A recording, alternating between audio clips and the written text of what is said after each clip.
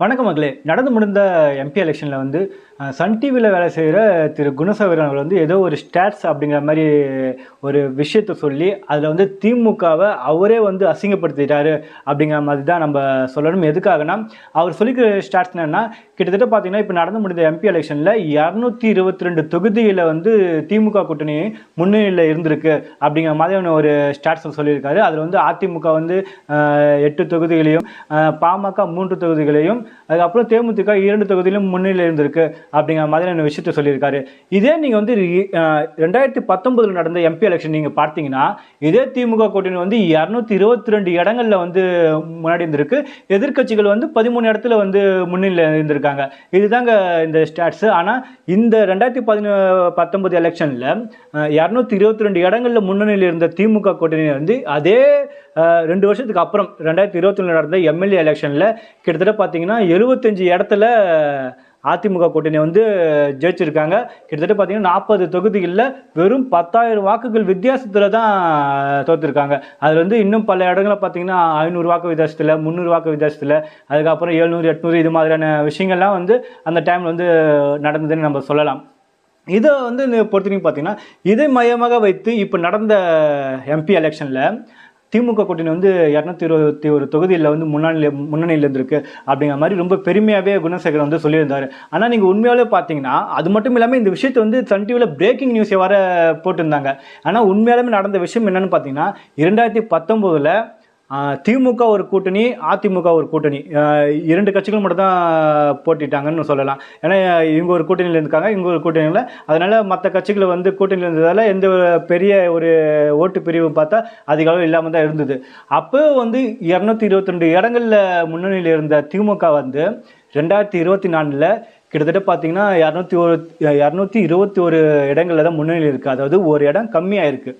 அப்படியே திமுக ஒரு இடம் கம்மியாக இருக்குது. இந்த ஒரு இடம் கம்மியாக இருக்குது அப்படிங்கிறத எதுக்காக நான் அழுத்தி சொல்கிறேன்னா, இந்த தேர்தலில் அதிமுக தனியாக போட்டிட்டாங்க, பாமக தலைமையில், அதான் பாமக பிஜேபி தலைமையில் ஒரு கூட்டணி வந்து தனியாக போட்டிட்டாங்க.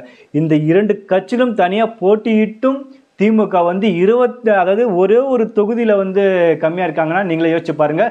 திமுகவோட வாக்கு சதவீதம்ங்கிறது அதால் பாதித்து போய்கிட்டு தான் இருக்குது. கண்டிப்பாக 2026 திமுகவோட வாக்கு சதவீதம் வந்து மிகப்பெரிய அளவில் வந்து அடிபடும் என்று சொல்லலாம். ஏன்னா திமுகவுக்கு வந்து அதிக அளவில் யார் ஓட்டு போகிறாங்க பார்த்தாங்கன்னா பெண்களோட ஓட்டு அதிக அளவில் விழுதுன்னு சொல்லலாம்.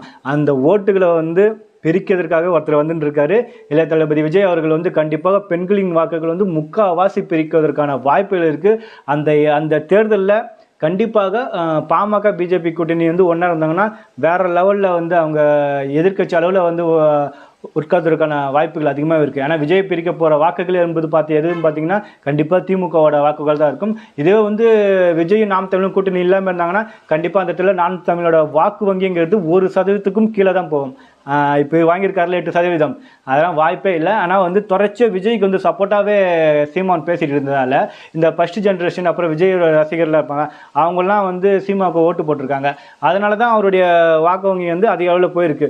கண்டிப்பாக ஒருவேளை விஜயும் நாம் தமிழர் சீமான் வந்து கூட்டணி வைக்காமல் தனித்தனியாக போட்டிட்டாங்கன்னா நாம் தமிழர் கட்சி வந்து கண்டிப்பாக அதில் பாதளத்துக்கு அவருடைய ஓட்டு வங்கியும் போகும். அந்த இடத்துல பாமக ப்ளஸ் வந்து பிஜேபி கூட்டணியானது எதிர்கட்சி அந்த அளவுக்கு வந்து வளர்வதற்கான அனைத்து வாய்ப்புகளும் இருக்குது. அதிமுகவோட வாக்கு வங்கியும் வந்து அதுவும் வந்து சரிய தொடங்கிவிட்டது, திமுகவோட வாக்கு வங்கியும் சரிய தொடங்கிவிட்டது. இந்த விஷயத்தில் பார்த்தீங்கன்னா இது மாதிரி வந்து ஒரு பிரேக்கிங் நியூஸ் போட்டு குணசேகரன் வந்து அவருடைய சன் டிவி, அதாவது அவர் தலைமை கிட்ட வந்து நற்பெயர் வாங்கலான்னு பார்த்தாரு. இது மாதிரி ஒரு தவறான ஒரு ஸ்டாட்ஸ் முன்வைத்து இதனால் திமுகவுக்கு வந்து அவப்பெயரை ஏற்படுத்தி விட்டார் குணசேகரன் அப்படிங்கிற மாதிரியான விஷயம் வந்து திமுக தரப்புல வந்து வந்துட்டு இருக்கு. அது இல்லாமல் அவர் மேலே வந்து அதிருப்தியாக இருக்கிற மாதிரியும் ஒரு விஷயம் சொல்லிட்டு இருக்காங்க. இது வந்து எந்த அளவுக்கு தாக்கத்தை ஏற்படுத்தும்ங்கிறத அடுத்த வீடியோவில் பார்க்கலாம். நன்றி, வணக்கம் மக்களே. அது மட்டும் இல்லாமல் இந்த அளவுக்கு ஒரு அக்யூரேட்டான ஒரு ஸ்டாட்ஸ் வந்து எடுத்து கொடுத்தது யாருன்னு பார்த்தீங்கன்னா ராஜேஷ் கிருஷ்ணமூர்த்தி அப்படிங்கிற ஒரு நபர் தான், பாமக சார்ந்தவர். கண்டிப்பாக அவருக்கு வந்து மிகப்பெரிய அளவில் ஒரு நன்றியை வந்து இந்த வீடியோ மூலமாக நாங்கள் தெரிவிச்சிருக்கிறோம். நன்றி, வணக்கம் மக்களே.